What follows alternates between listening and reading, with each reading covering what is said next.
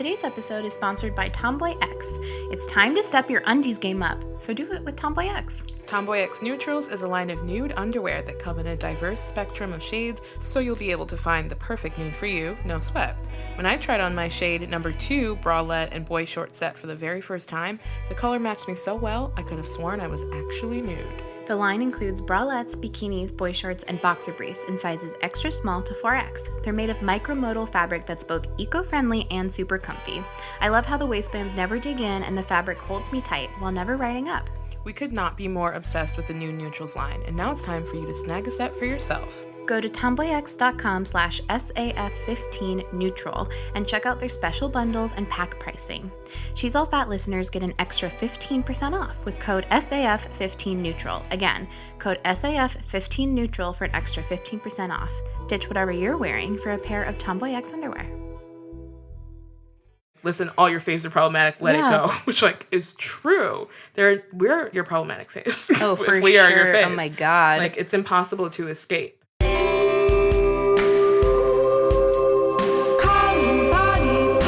Sisters, hush those diet culture whispers. We like your body big or small, rolls and ripples all for all. Sit on down, it's time to chat. She's all fat. I'm Sophie. I'm April, and this is She's All Fat, the podcast for body positivity, radical self-love, and chill vibes only. This week, we'll discuss shorts, performance art, and our summer/problematic faves. April, What are you obsessed with this week? The first week of May. Jeez. Okay, so what I'm obsessed with this week. Number 1, Killing Eve. I keep begging Sophie to watch this. I keep forgetting how to watch it. Gotta get the BBC America app. You can cast it. You have a Chromecast, right? Yeah. You can cast it. So Killing Eve, if y'all are not aware, so it's Sandra Oh of Princess Diaries and Grey's Anatomy fame, and it's Jodie Comer. She was the best friend Chloe on My Mad Fat Diary. In this show, she's an assassin. Her name is Villanelle. She's incredible. Oh my God. I love this show so much. I've been a fan of Sandra Oh for so long, and this is a show where she's super utilized in a way she never has been before. She's doing all this press for the show where she says, when they sent me the script, she was like, which character is it? Is it the maid? Is it the assistant? I can't tell what they want me for. And then they were like, we want you for Eve, Sandra. And she keeps describing this moment where I totally relate to her, where she's just I literally have been so looked down upon in this industry and so underutilized that I just didn't even assume I would ever be offered a title role. She has the title role. She's incredible as Eve. Every episode, we're screaming. I'm pacing during the commercial breaks. I'm Eve. And no spoilers. I would never spoil you on this show because it's so incredible. And Jodie as Villanelle is just so mesmerizing. I get mad at myself for blinking during the show. I can't. Really? I oh my God, I'm so excited. I did see that its numbers were way up. They're so good. Oh my God, the show's good. I'm so excited to watch it. I'm so into it. So if you are looking for a thriller that's also really funny at times, really intriguing, and a mystery that you're just sinking your teeth into, oh my God, cannot get enough Killing Eve. Of course, these friggin' British shows, it's only 8 episodes long. I'm give me more episodes.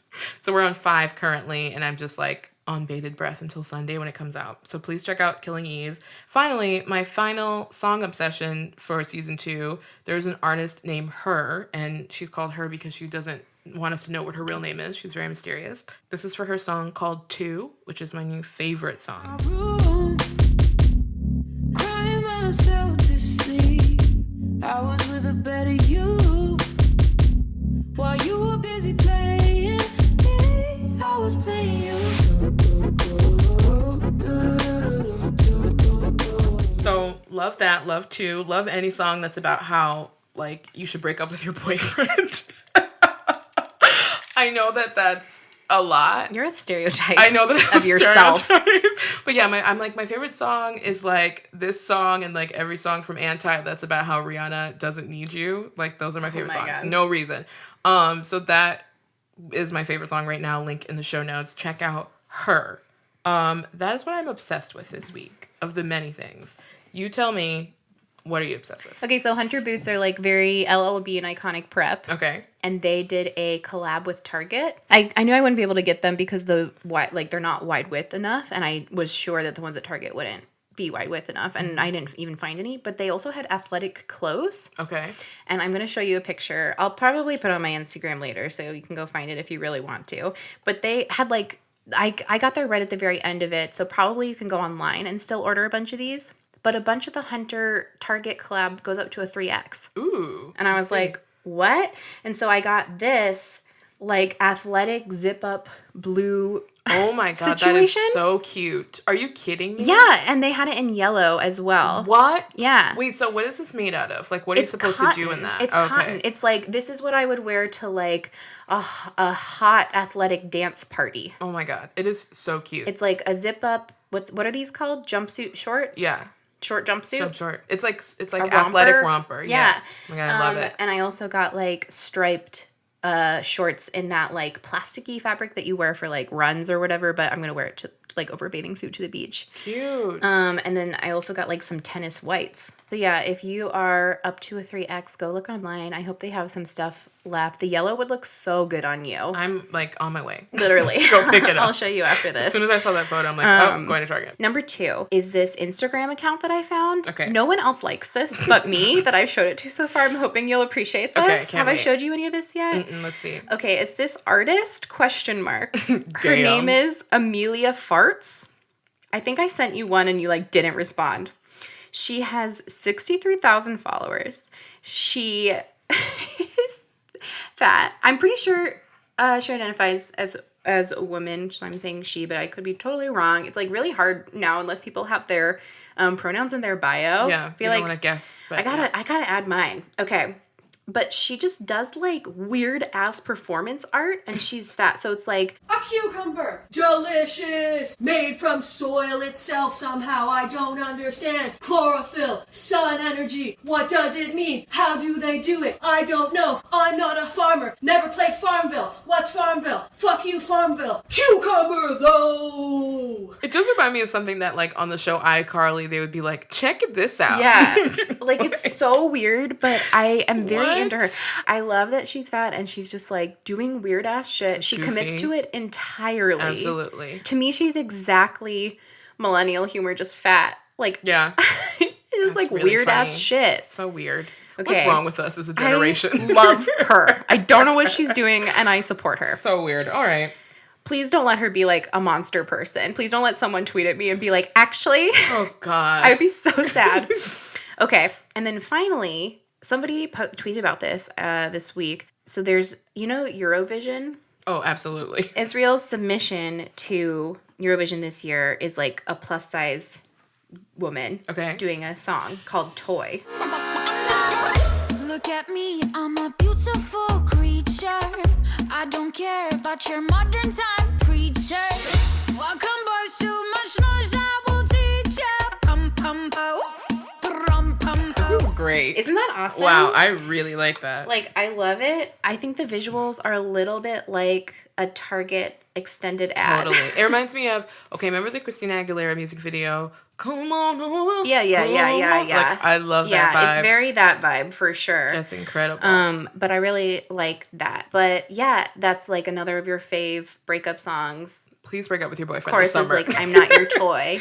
I love that. And she's Yeah. too cute. I'm obsessed with that. I'm so into that. Right? And she's That's just like incredible. dancing and she's plus size. She's not super fat or anything, No, but she's yeah. definitely plus size. And there's like people of color who are dancers. Yeah. That's cool. It was cool. That's amazing. Oh my God, Eurovision. Cannot wait. Right? Favorite event of the year. All right. Okay.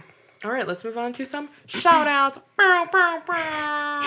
Okay, first we want to give a shout out to all the people who wrote us a review on Apple Podcasts. Thank you all so much. And by the way, don't worry if we're getting to the end of the season, we haven't said your name. Your name will be said at some point. We would never not shout you out. We We love you have- too much for that. We have spreadsheets, okay? Oh, there's a spreadsheet. If you think there's not a spreadsheet, you better think again. So if you DM'd us and you were like, I think you forgot me, we didn't forget you. I would never forget you. We didn't forget you. No. Okay, so review, shout outs. Thank you so much to the following people for writing us a review. One day, we'll crack the algorithm.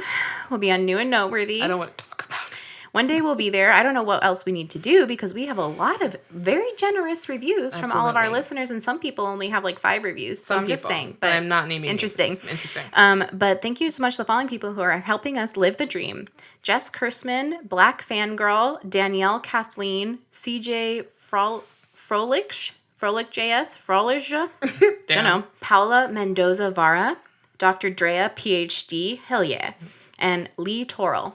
Thank you Incredible. so much, all of you wonderfully diverse names. Love y'all. Thank you so much. I seriously do read iTunes reviews on the toilet Me once I too. feel sad, and it Me really too. does make me feel better. Yeah. Y'all are amazing. Next are our Patreon shoutouts. These are the people chilling with us at patreon.com/she'sallfatpod. We got Megan O'Riordan, Christina Garza, Maggie Manis, Kelly Osborne, Emily Tebbets, Ashley Rose Hogerby, Sarah Gentry, and Ellen Nicholas. Thank y'all so much. Thank you. You're keeping the Oh, lights wait. on over at She's All Fat HQ. So, couple episodes back, and in our She's All Oops episode for when we accidentally deleted an episode once again, we talked about Beyonce's Coachella performance that ripped me limb from limb. Sophie did refer to it as Baychella, and I just want you to apologize to me. Okay, I'll apologize when SNL takes back the Bagency. Yeah, that's true. That's true. That's what tricked me. That's what tricked you? Yeah, for sure. I was thinking it through because I was like, I do say B otherwise, but I was like, what made me think that? Definitely the Bagency. But I mean, people have noted on Twitter that it seems to be a serious, like, racial divide. Like, all the people who DM me, like, you need to tell Sophie to correct this. Oh my God. We're all women of color. Well, that's why I thought it. I'm pretty sure. Listen, I just want to be clear because Beyonce's a queen and I don't want her thinking that we don't know how to pronounce her name. Well, That's I all was I'm just saying. thinking it through because it's like it's the same as the way her name is spelled. Bey, Beyonce. And there's the B. Yeah. So, like, I think that's what tricked me. Because otherwise, why would I make that mistake? I mean, it's not just you. It's a whole group of people. Well, I just like knowing why I tripped up. But Yeah. Fine. We already talked about this in real life. It's Beachella. I just want to bring it to the pod because we've had our listeners be very concerned that I didn't talk to you about this. And so for y'all listening at home, listen, Ebony. Wow. I did, in fact, call her out on it. Disrespectful. I also got several messages about it. Don't worry. Okay, good. You know, Beyonce's so important to me. I wouldn't do this to you unless it was so important. God. All right, let's move along. Tip jar. Tip jar. We want to holler at our Facebook group, which we have mentioned before is for Team Paisley Moo and above on our Patreon. So this week, people are talking about shopping for plus-size business suits, trying to figure out if they're small fat, mid fat, or super fat, and tips on how to feel sexy. So on the shopping for plus-size workwear thread, one of our patrons shared this little tidbit. Ann Taylor Loft expanded their plus line. I think most industries don't do a full suit anymore, but a bit more business casual. I also think there's fat phobia and bias everywhere, where people designing these lines just don't think about it, or some actively refuse to expand their range because they're assholes. Cough Lululemon. And cough Abercrombie. Yeah, for sure. Which I agree. So I think this is super helpful if people are looking for a place to kind of like share these day-to-day issues that you're trying to figure out on your own. Come on over to our Facebook group once you become a patron and share. Now we have some little tip jar updates. So one of them is just from a listener who wrote, you introduced me to the use of straight size and plus size. I'm somewhere on the line between the two. Sometimes in some stores, some straight size clothes from some brands fit me. I buy them, I wear them. At the same time, in a lot of straight size stores, nothing or none of the pants or none of the blouses, etc. fits. What's your opinion on people with bodies like mine using the word fat to describe themselves? Okay, so this group of people does have a name. You're called in-betweeners. So Or there's chubbies. Or chubbies, yeah. So there's like a bunch of Facebook groups that are specifically for in-betweeners because you all face like specific challenges that are a little different from people who don't fit into any straight size clothes and also from people who don't even fit into plus size clothes who have to only shop online. So it's just kind of like all a spectrum. And also, like, you know, I don't know. I'm using the word fat to describe yourself. I'm not really like I'm not going to slap anyone on the head for using the word fat. I feel like if you question it, that's maybe telling you something. If you want to just make sure that you're using words to describe your physical appearance and not words to describe the way you're feeling about fitting into some things and not fitting into other things. But also, like, sizes don't really determine, like, if you're fat or not. Like, everyone, you know, sizes fit differently and look differently on different people. So I would say, like, yeah, if you feel like you're in between, or you could definitely say plus size if that feels like it fits, or just like whatever. I think mostly I just chafe against people saying I feel fat. Yeah, because fat is not a feeling, which That's once my again, main thing. I learned in therapy. Thank you so much. But no, I mean, I think it's super important for people who are in between to find a space where they can figure out, like, the hardships of finding pants, but also not get in the way of like super fats and mid fats. Okay, an update from runner Hannah. So if you all remember, this Hannah sent in a voice memo because she was going on a marathon and was like feeling nervous about it. So this is Hannah's update. It's runner Hannah again, this time with allergies, so no voice to record. I finished my race exactly the way I'd trained to, a 13-minute and 30-second mile pace, and your advice helped a lot. And much to my excitement, I was not the only fat runner there. I shared a couple of miles with another woman, a thick-thigh anti-chafe superhero who ran the race in short shorts, and TBH deserves some kind of genius grant for that alone. Iconic. Amazing. I only had a few comments shouted at me on the road section, but I got through it using my mantras and focusing on my rhythm. Good job, Hannah. I left the second I finished to avoid any patronizing BS, so don't know that I really claimed my space, but I ran the thing even though I was having anxiety attacks the morning of, and I almost turned around and drove home before even starting. Oh, and my accent? I don't have an accent. You have the accents to me. That was my favorite part. We deserve that. A roast. But I do that. suspect that you're Canadian. I wish you would own up to it. Is she? Are you sure that's it? I suspect. I don't think so. It doesn't matter, but like, we deserve that. All right. I own having an accent. It's fine. I have several weird accents. You don't, really? I think I do. I hear it. Okay. But what is, like, think about how much of a privilege, like, what is the absence of an accent? Who is the neutral, you know? Hannah, we're really, really, really proud of you for doing the race. That's amazing. I think you did claim your space. You took up space every single step of the way. And you did amazing. And you killed it. You killed it. Goodness. We're very proud of you. And also this Hannah sent us a picture of her running and she looks badass, but like you don't get to see it. Sorry, everyone else. Hell yeah. Thank you, Hannah, for sharing with us. We're so glad to hear how it went. Okay, next. I'm really excited about this letter, y'all. Hi, April and Sophie. It's Teen Soccer Hannah back. First of all, thank you so much for answering my questions. I listen to the pod on my 45-minute bus ride to school every morning, and it always makes me smiley, and it made me extra smiley when you answered my question. I gotta say, since taking on some of your advice, everything has started to improve. I'm just focusing on my own personal best, and my team has had our first 2 games of the season, and my coach is super proud of how I'm going so far. I'm in the thick of exam study, trying to maintain good mental health and exercise, getting used to having a boyfriend. My crush asked me out on New Year's, and we've been together for almost 5 months. Oh my gosh. Take it. Also, anxiety, extracurriculars, and new responsibilities. It all gets super, super overwhelming. But I just wanted to thank you guys for all you do. Sometimes I just feel so helpless, like I'm not getting anywhere at all. I could be excelling at one thing and then neglecting another thing, and it gets so messy. I'm trying to become more comfortable with change and the fact that I'm a human being with flaws.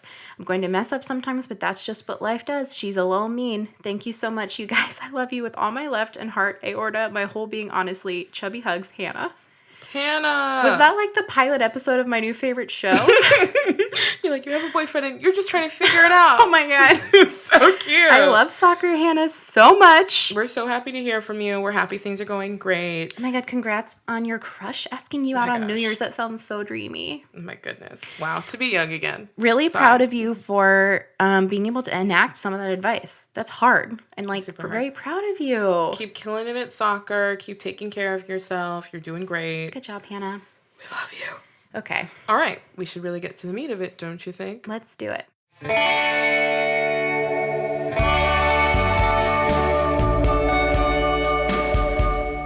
The meat of it. So this week on the meat of it, we're talking about our faves, 2 types of faves, our summer faves and our problematic faves. Yeah. So this episode was requested by our listener, which I think is really cool. Keep sending those requests in. We're here to talk about our faves. All right, now time for our list of caveats before we do this episode.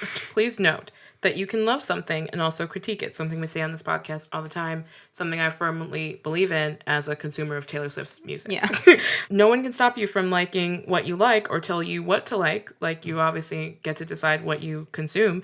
But we are trying to be mindful, and I would encourage other people to be mindful in what you're putting in that brain. Everyone is a human, and so like humans mess up all the time. Like, I think most people are good at figuring out where to draw the line with things that could potentially affect them. But I'm always trying to keep an eye out, for example, on things that are, like, if something is racist or someone is racist, I'm always like, I need to make sure that I'm listening to people about where they're drawing the line with this, who are affected by this, and not just want to like it still. Mm-hmm. But also, like, we live in a capitalist patriarchy, and, like, everything's fucked up. So, like, everything's bad. You know? Also, like, check out my recent article for The Verge. I talked about this quite a bit in there. It'll be on the show notes once again this week. Okay, we both really like this writer. She is one of the co-founders of The Establishment. Her name's Ijeoma Oluo. Big fave for us. She's not problematic. No, she's not problematic, but she wrote something really smart on Medium about the very topic of, evaluating your problematic faves. So I'm going to try my best to read the English that she has written.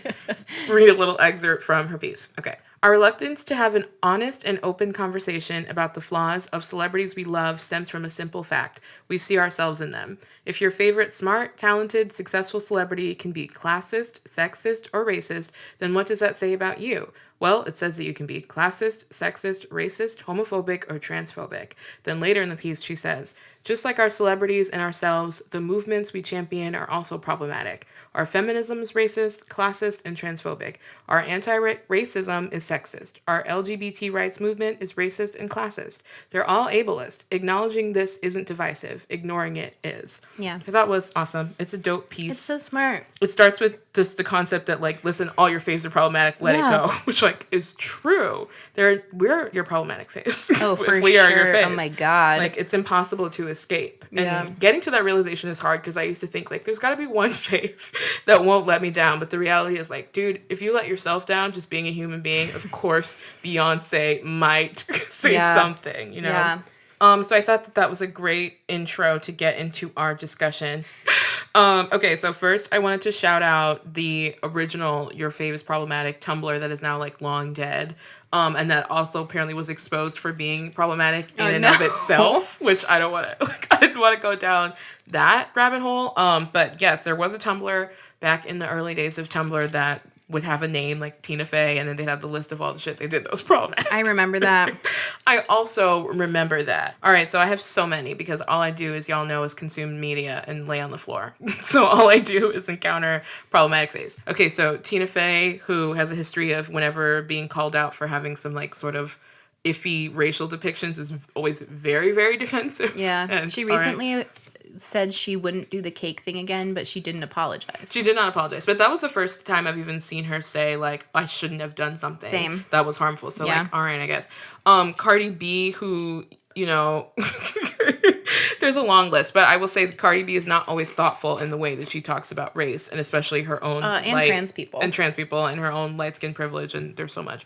Donald Glover, who now is in his turbo woke era, in 2008 was not there and was making YouTube videos about rape and stuff and was talking about black women in a really weird way. Yeah.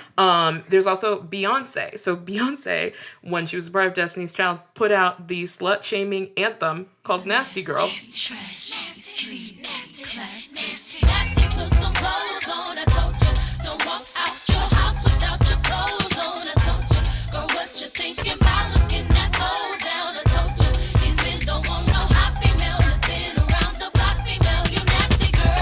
Horrible. I mean, there's also the Cater to You, which I also have, oh my God, I've totally blocked out Cater to You. I'm not bringing you shit. Yeah. Please. Yeah. So, even Beyonce has flaws. But for our purposes this week, I wanted to talk about Rihanna. So Rihanna's an interesting fave because she's one of the people who's always saying, I'm not a role model, I'm just doing my thing. Please don't hold me to any sort of standard. Which, I understand. But honestly, also, the more we do the podcast, the more I understand it. As I just, talk the bullshit that comes out of my mouth, on Twitter or Instagram, and then people are like, wow, you disappointed me, and then I'm yikes. Oh, all right. But I mean, the reality is every time a celebrity is I'm not a role model, it just comes off as just shut up. Yes. Even if you feel like you're not a role model, to be fair, the children are watching. I don't have Rihanna money, so. No. If I had Rihanna money, I would do whatever y'all told me to. But the reality is, so Rihanna is a problematic fave. Rihanna doesn't give a fuck if you think she's problematic, by the way. She never cares. She doesn't care. She's never posting a notes apology, so please do not hold your breath. But this week, both Soph and I experienced the shock, disappointment, intrigue that came with Rihanna's makeup tutorial for Vogue. And so Rihanna, using all, of course, Fenty Beauty products, did her own makeup tutorial this week. Soph had warned me that it was going to be iffy, but I was like, it's Rihanna, I'm still going to click it. First thing she says is, I look fat. Great. And we have talked previously on the pod about how Rihanna is thick on it currently. She has gained weight. I love it. Yeah. I want to look at her thigh. We're just looking at her Met Gala photos. Thick thighs forever. Oh my God. I just wish Rihanna would love Rihanna the way that I love Rihanna. Yeah. I really do.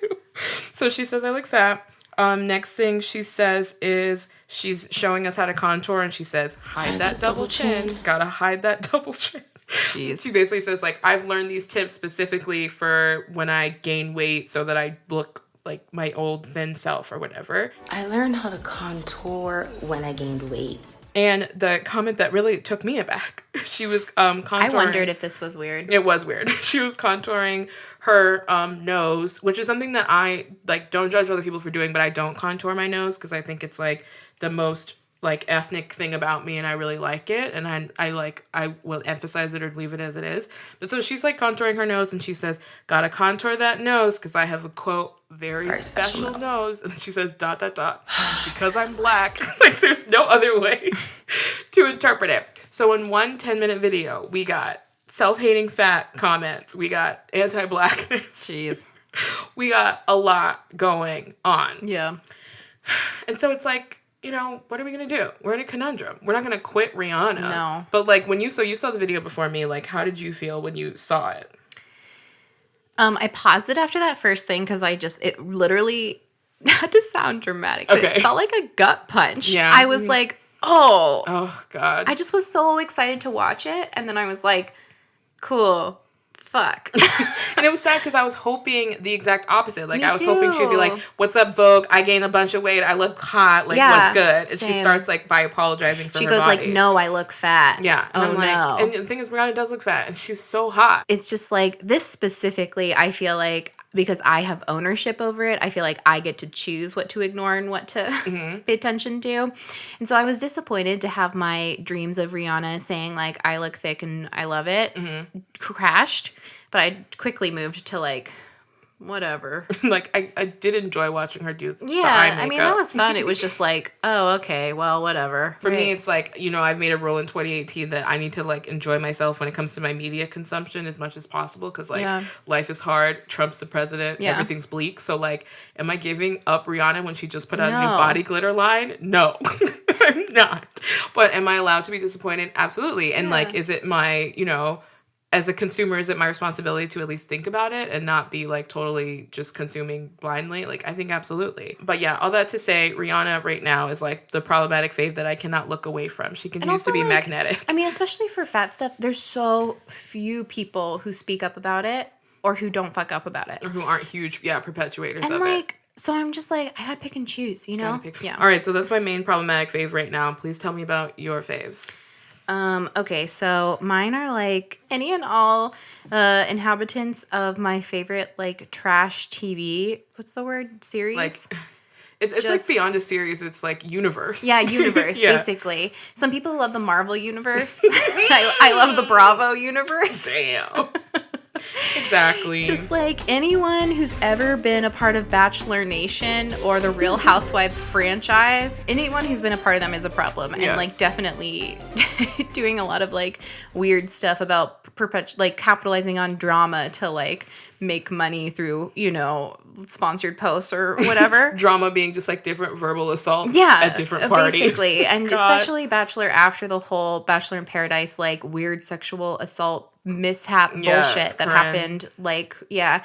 And just all of that. Just like Bachelor as a whole, the whole idea of it is bad. And yet, like, I enjoy watching it. Mm-hmm. It's the same thing where it's like, it's garbage TV. I don't think I have to like punish myself by not watching it. I don't necessarily want to like promote it, but like I get to watch my garbage TV, okay? You know? Like, I don't think it's going to help the planet for me specifically not to watch it is all. I know a little bit now about how TV decisions are made, and it's going to have very little to do with, like, whether or not I'm tweeting, like, shame at Chris Harrison, you know? And it's also just like, is that really how you want to use your energy to tweet No, at the people who exactly. know that they're evil and are doing it on purpose? So those are my problematic faves. It's just, like, I follow a lot of Bachelor in Paradise, especially alums on Instagram. And same with Real Housewives. Just, like, I will never not love money can't buy you class. I also have Gordon Ramsay on here. So similar. I'm sure there's bad shit out there about Gordon Ramsay. I've also heard a lot of sweet shit, though. Who knows? I don't He's know. a white man. I don't Yeah. know what to say. And then, like, you know, my Mormon mommy bloggers, similar kind of thing of just like a lot of them on Instagram really perpetuate ideals of whiteness and thinness. Mm-hmm. And yet I do like watching their stories, opening their like boxes that get sent to them by makeup brands. Love and it. then like their perfect 10 children matching outfits, you know? And then the big one for me I would like to talk about is Right. the Kardashian Jenners. Let's get into it. Listen, there's a lot of ways to go on this. We're going to leave Kanye aside for now. Oh, we don't speak of him. We're not going to do this. But like, listen, Kim is a like big part of pop culture. Really for like the last 10 years, It's been a honestly. long time, yeah. I find the whole family fascinating. I know a lot of people find that like gauche. Yeah. I think a lot of people have extremely valid critiques of them. Mm-hmm. Number one, especially Black women who find them like appropriative of Black Absolutely. culture. Mm-hmm. I also think a lot of people talk down about Kim and they say like, oh, she's an idiot. Oh, it's Yeah. just a sex tape. Oh, she doesn't know what she's doing. And to them, I say she has made more money in the last 10 years than like anyone that you know will know in their Yes. lifetimes. And that's not because she's an idiot. She like created her own, like the whole genre of quote unquote influencers. Literally, She made it. She pioneered She created it by it. Kim Kardashian. Is that a good thing for the world? Don't know. Don't know, but it did happen. But like, I'm fascinated by them. Yes. And I think it's like there's a long list of sins we could run down. the like cornrows every summer, the, please. the Pepsi commercial. Yeah, Just no real like- apology. I'm sorry that I was told to do that commercial. Please, Candle. Everything.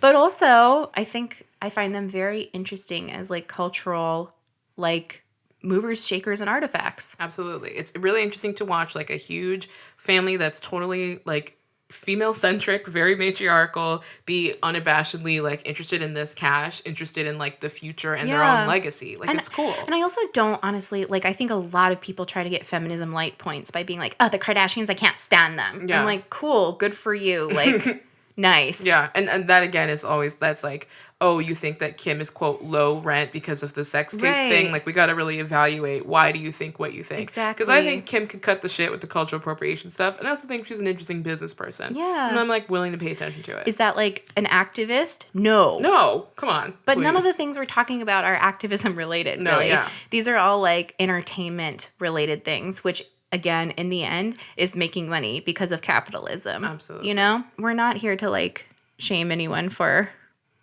enjoying even the things that we've talked about in the past as being like bullshit. Like if you liked I Feel Pretty, that's fine. Yeah, some people I don't could write care. in that they did like it, and you're totally Like, that's entitled to fine. your opinion. That's fine. Yeah. We're entitled to ours as well. Yeah. So it's like we're all working on making a more just, verdant, and peaceful world. So, let's talk unstanding. Yeah, so when- do we decide? when does the line become too red? You're done. You're done. You're absolutely done. So for me, like my rules of thumb are like the artist that or entertainment or whatever in question does not demonstrate an interest in growth at all. So like I said, Beyonce did put that song Nasty Girl out in like 2003, which was horrific. And now she introduced the world to feminism. Yeah. And now, you know, she's out here doing like turbo black performances and being as intersectional and as political as humanly possible. So true. Has she apologized for Nasty Girl? No. Could she? Absolutely. Will she? Never. She's never But- made a public statement No, since then. So she like, doesn't why even would do interviews anymore. Yeah. But she has changed, and it's very clear that Beyonce is interested in growing with us, and she's interested in being a role model in the way that a lot of faves aren't, and so I respect her for it. So that is my number one. My number two is their actions aren't directly harmful to marginalized groups. And again, this is hard because like we were talking about with the Rihanna video, you know, her calling herself fat in that negative tone, it does like reinforce those same stereotypes that already exist. But I personally wouldn't categorize it as harmful in the way that like, if you're listening to Remix to Ignition, like, come on. Like, no. And finally, it's can I live without their shit? Because when it comes to Beyonce, can I live without her shit? I can't. And also she does meet the other qualifications that I've laid out here. Yeah. When it comes to like the very violent very many men in the media who are like so harmful and so not interested in growth. Can you live without their content? Absolutely. You can focus on other people who are not being as harmful and consume their work.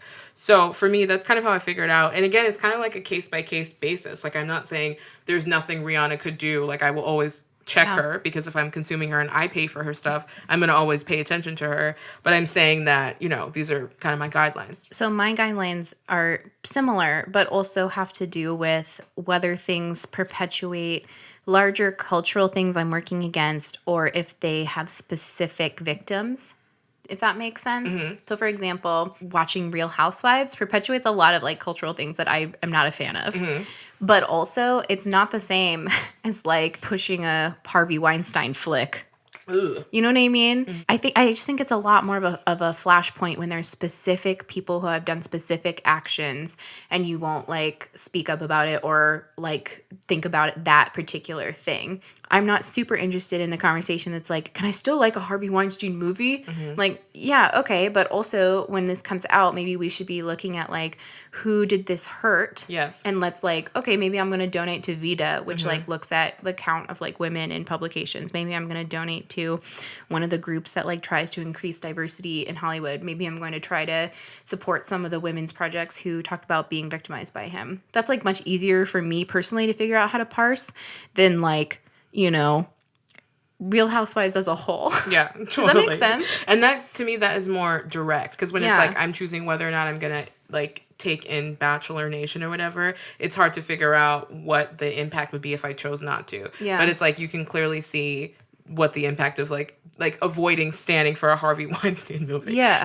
Okay, and now if we wrapped up our problematic faves, let's transition to our summer faves. Let's get into it. So I'm still very much enjoying spring 2018. I'm a spring bitch. I'm an Aries. I love my flowers. I love my rain. That said, summer is a comin'. So I will start. My number one summer fave. I have already forced you to watch this. We're doing it again. Oh my God. Okay. So every summer, AT&T picks like 10 teens from the Santa Monica area, and they basically do like a web series reality show with them, like think Laguna Beach. I love Summer Break. My favorite clip from Summer Break is the last season, which was season 5. This has been going on for a while. So last season, these two teens were having this conversation that's completely just like incomprehensible in this like Santa Monica, California speak. It's so fascinating to me. Bro, we're going to Vegas, bro. I'm so down. I've never been. Oh, really? Never. I went when I was little, but like I couldn't do anything because like I was too short to ride the roller coaster, you know. And like we'll do it right. I know I'm we down. will. I'm down to Gerd. Yeah, dude. We're just trying to like lay by the pool, you know. Dude, literally, I was in 5th period today. Oh yeah, you and went to school today. That's insane.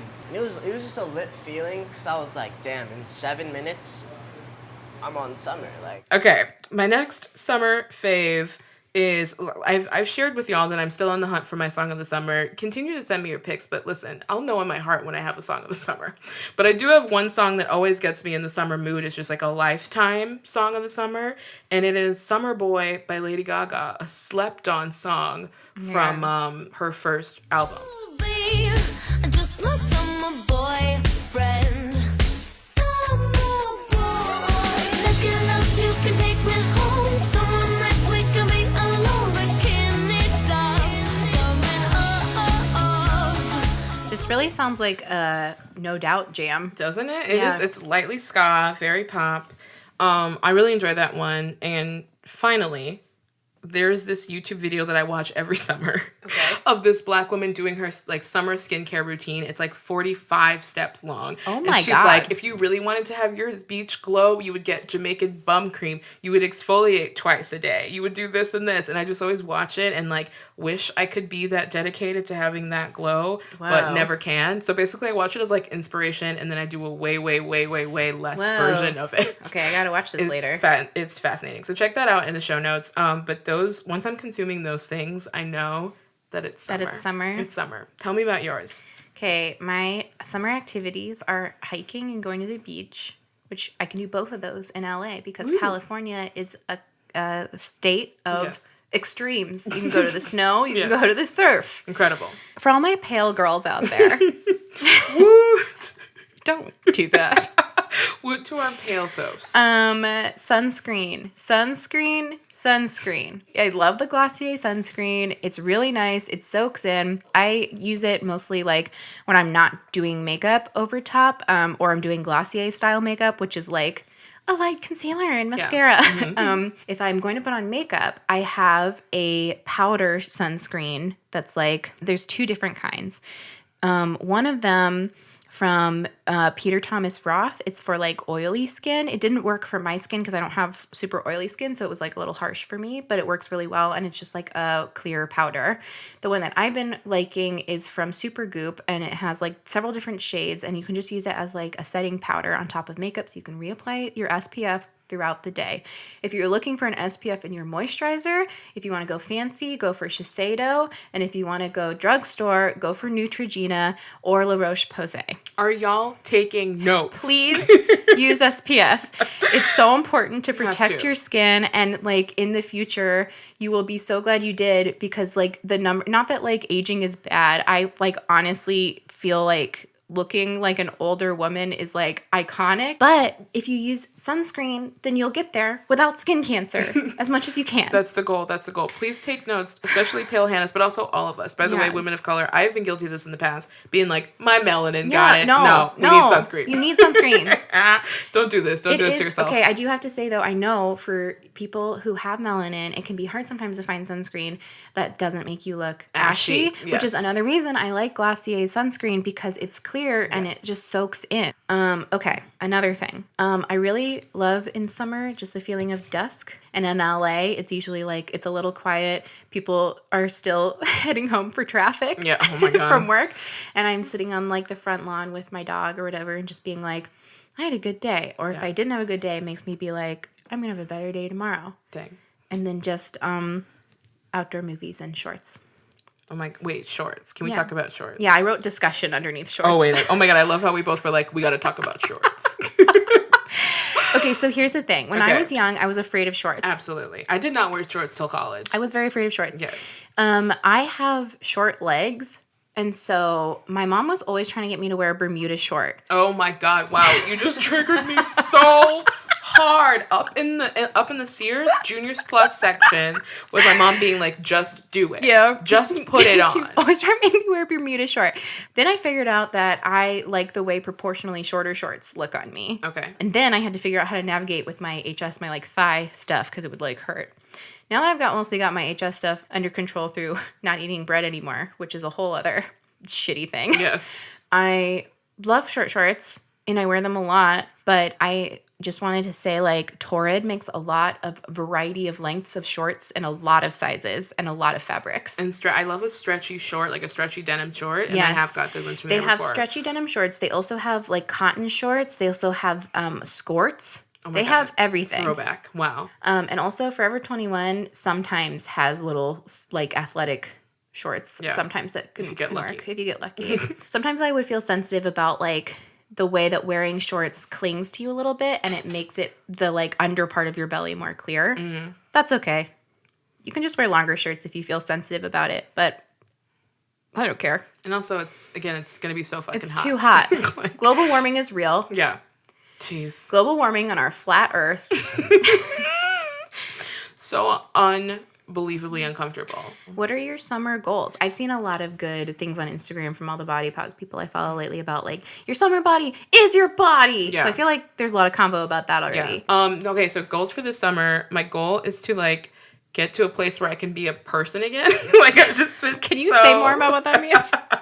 I've just been so busy that I want to get to a place where I can do things like grocery shop in not a panic. Like I keep doing a thing where I'm like out of food and I'm like, okay, I'm at Ralph's and I'm like, what do I need? I don't know. Flowers, Cheetos Puffs. Is that good? Okay. Like I want to get to a place where I can like have my routines again and like be able to feel calm. And because the thing is I'm somebody who really does well with routine. So I want to have fun routines that also include like fun stuff. Like, I go to the beach at least once a month. Yeah. I want to be able to at least do that.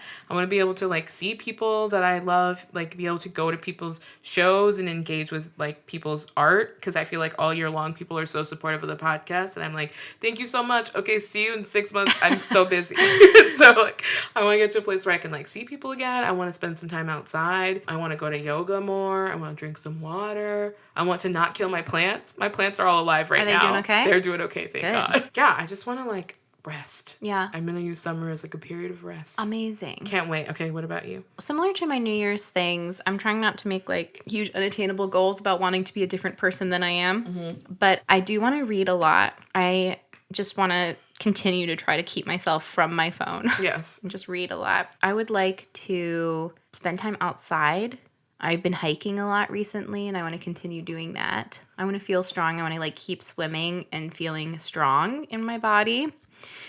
And I would like to go on some fun dates with Victor. Ooh. Some fun summer dates. I think summer is a very romantic time. Ooh. And I also would like to just, like, have a couple days where it's, like, very hot and I just don't do anything and kind of enjoy the haze. LA has so many cool things, and I feel like I go to the same, like, I go to Echo Park, I go to the Grove, Yeah. and then I walk around Larchmont. That's all I do. That's it. That's it. Gotta see the world. I want to explore more of this wonderful, huge city that we live in. And I'm taking a sewing class and a boxing class. Those are my two actual goals. Incredible. Yeah. Okay, in the fall we're gonna hear a story about you beating the shit out of somebody.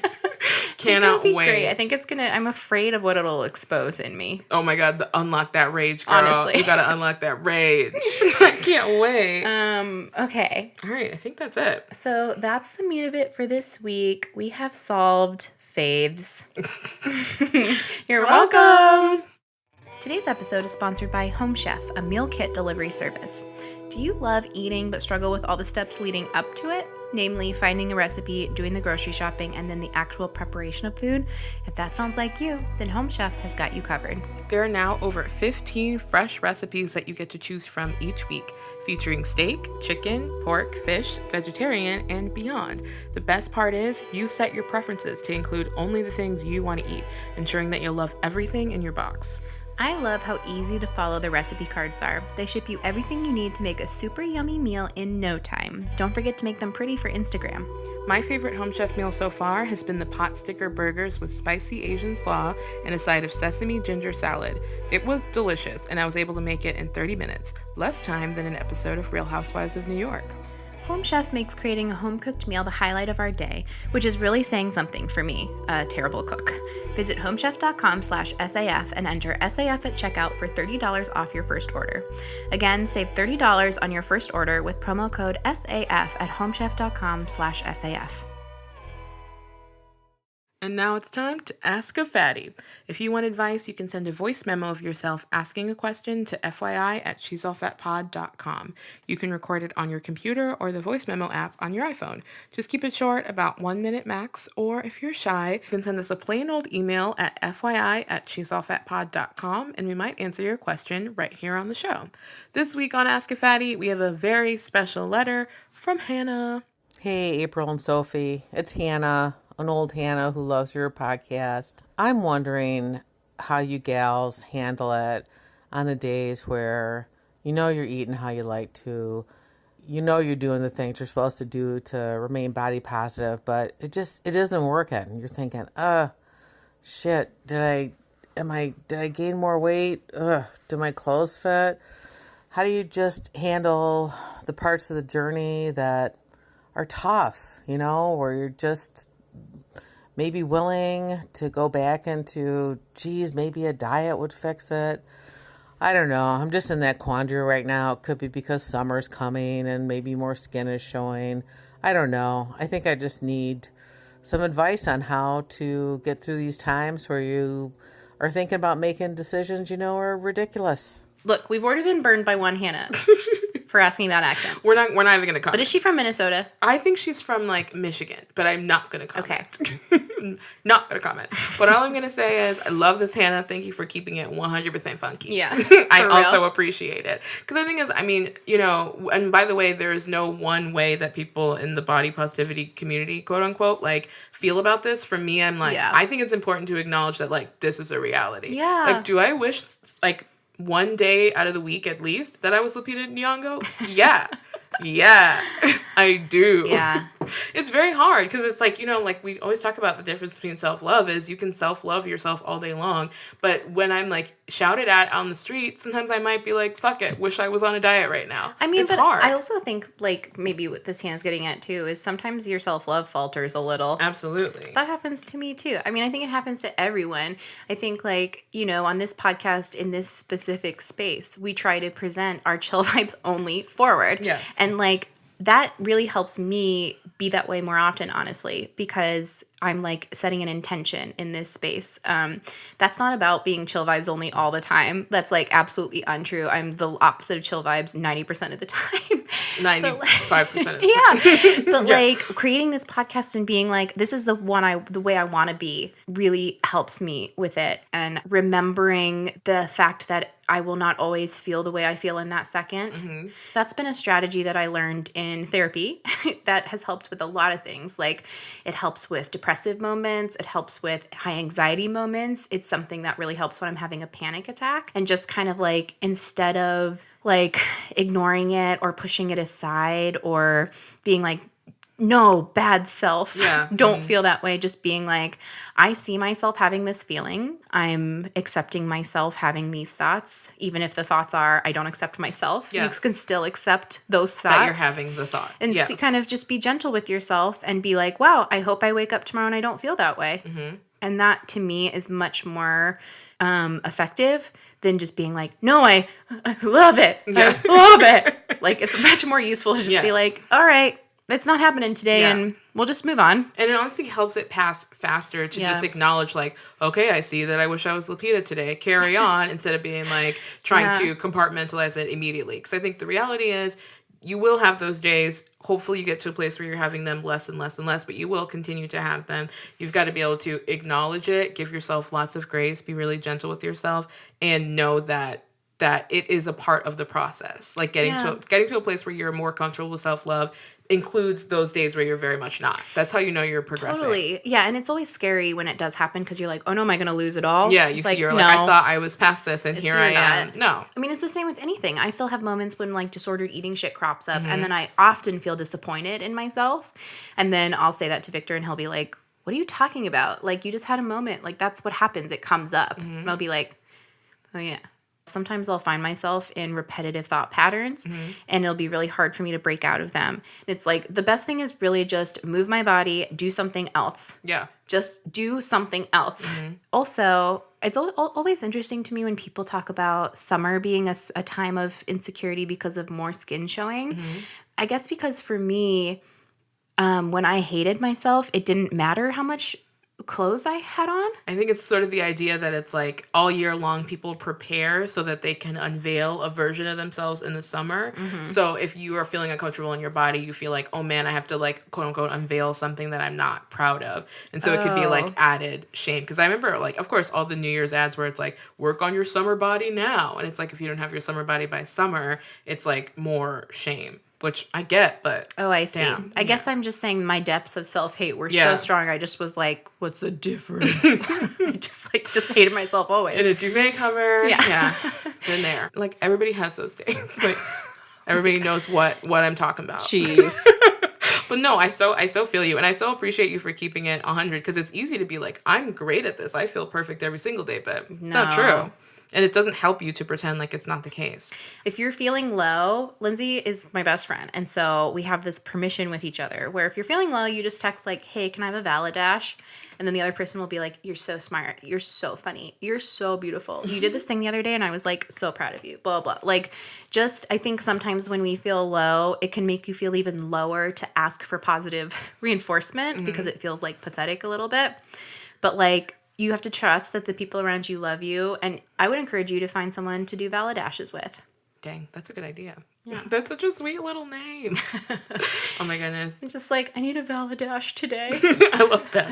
I don't know why it sounds like candy to me and I just got hungry. Keep us posted, Hannah. I hope you are having less and less of these days, and I hope you enjoy your summer. Yeah.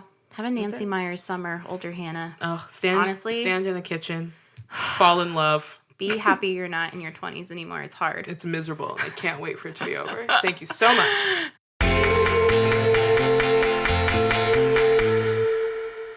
Now let's move on to It's Okay You Can Ask, a segment where I ask April questions like, what can white women say to you without pissing you off? We'll find the answers to our burning questions like, have white people dealt with Logan Paul yet? Or, if Thanos gets dreadlocks, is it cultural appropriation? How dare you? Because like you sent me the Michael B. Jordan as Thanos thing, and it's amazing. Oh it's my amazing. God. Okay, so it's my turn this week.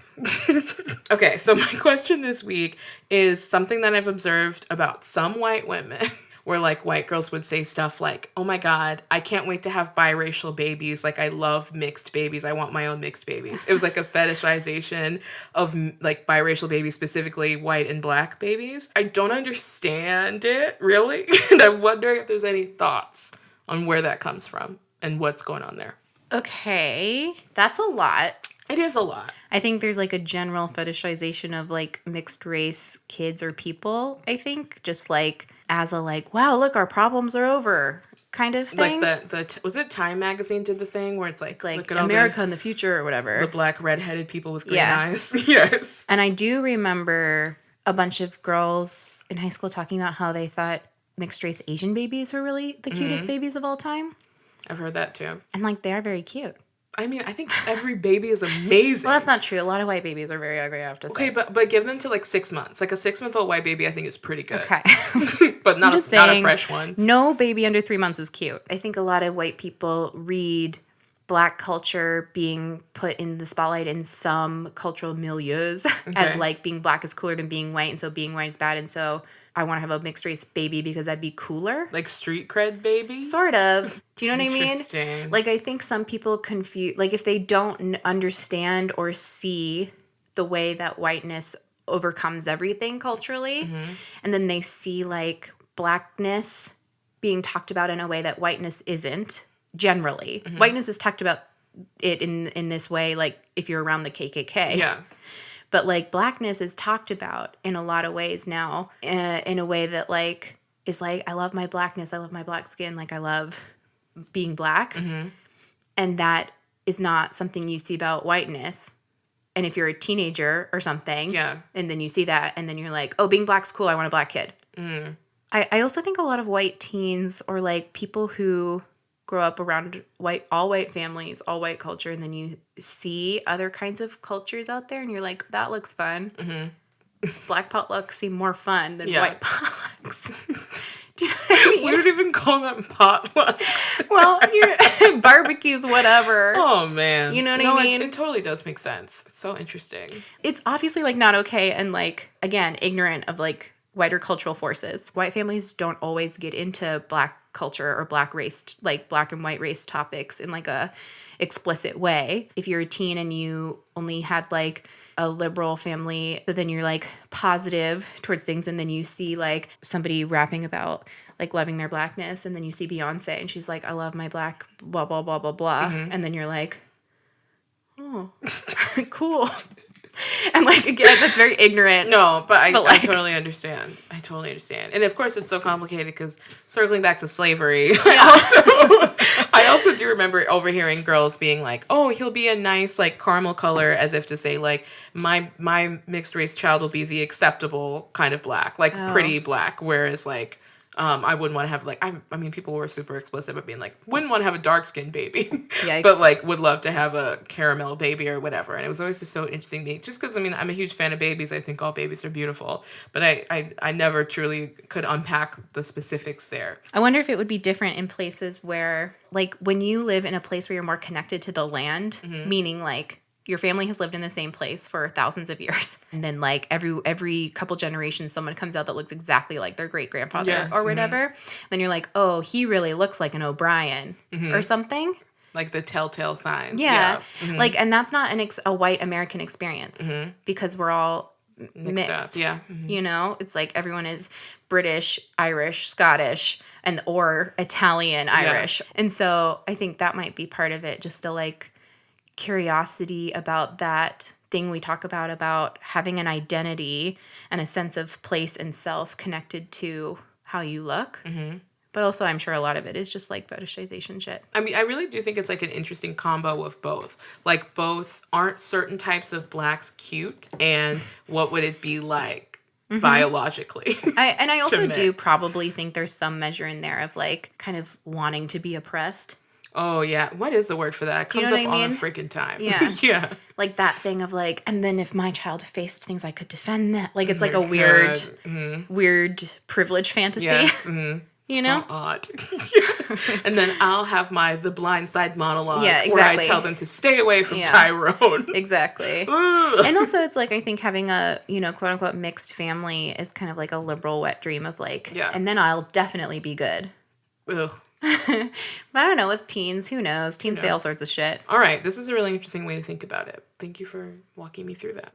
And that's our show. Be sure to check out the show notes for links to the stuff we mentioned today. And don't forget to send us your questions via email or voice recording to FYI@shesallfatpod.com. Please make sure to leave us a review on Apple Podcasts. It's super important in making sure people find the show. If you leave us a review on Apple Podcasts, we'll give you a shout out on the pod next week.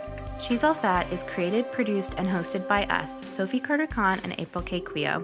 We are an independent production. If you'd like to support the work we do, you can join our Patreon by visiting patreon.com/shesallfatpod. When you pledge to be a supporter, you'll get all sorts of goodies and extra content. For this week's episode, we will post more information, resources, and readings about our faves just for our Patreon supporters.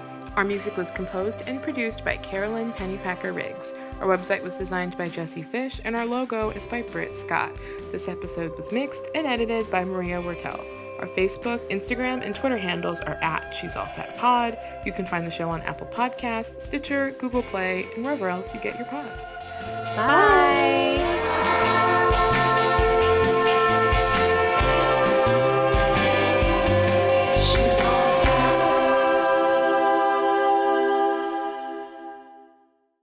The problematic faves portion of that was requested by one of our Hannahs, whose name is What are you saying? Why are you saying her name? Oh, yeah, that's right. Hannah's, whose name is Beep Hannah. What the fuck? Are you losing it? Are you losing it? Listen, the concept of Hannah's, it's losing me.